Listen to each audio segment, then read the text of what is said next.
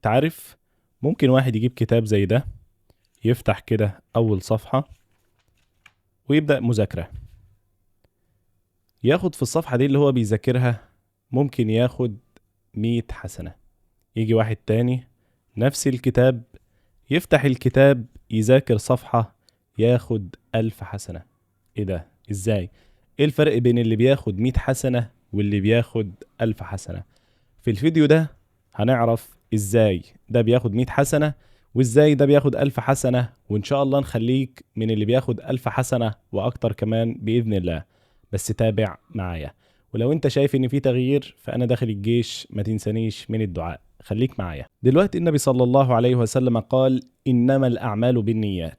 انا لما اجي اذاكر، انا دلوقتي هديك 10 نيات تحطهم في دماغك، لما تيجي تذاكر تستحضرهم عشان ربنا سبحانه وتعالى يديك أجر كبير. رقم 1، أنا بذاكر ليه؟ بذاكر إرضاء لله تعالى. رقم 2، بر والدين. رقم 3، استعفاف عن الحرام. رقم 4، إشغال الوقت بما ينفع. رقم 5، إن أنا بذاكر ليه؟ بذاكر تقليدا للصالحين. بذاكر ليه؟ عشان أعين الأمة الإسلامية. بذاكر ليه؟ عشان أنهض بالأمة الإسلامية. بذاكر ليه؟ عشان العلم النافع. بذاكر ليه؟ عشان طلب العلم فريضة. بذاكر ليه؟ عشان ربنا سبحانه وتعالى بيحب الناس اللي بتتعلم. بذاكر ليه؟ عشان ربنا سبحانه وتعالى أمر النبي عليه الصلاة والسلام إن هو يتزود من العلم.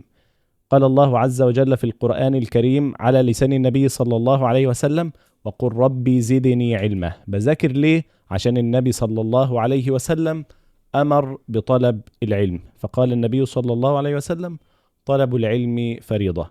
بذاكر ليه؟ عشان نيات كتير جدا جدا. استحضر النيات دي وانت بتذاكر، هتحس بفرق كبير، وهتحس ان الوقت اللي انت بتديه للمذاكرة مش بيروح سدى. ربنا يتقبل منا ومنكم صالح الأعمال، اللهم آمين. ما تنساش الاشتراك والتعليق والإعجاب والمشاركة عشان غيرك يستفيد. أنا عبد الرحمن شريف، والسلام عليكم ورحمة الله وبركاته.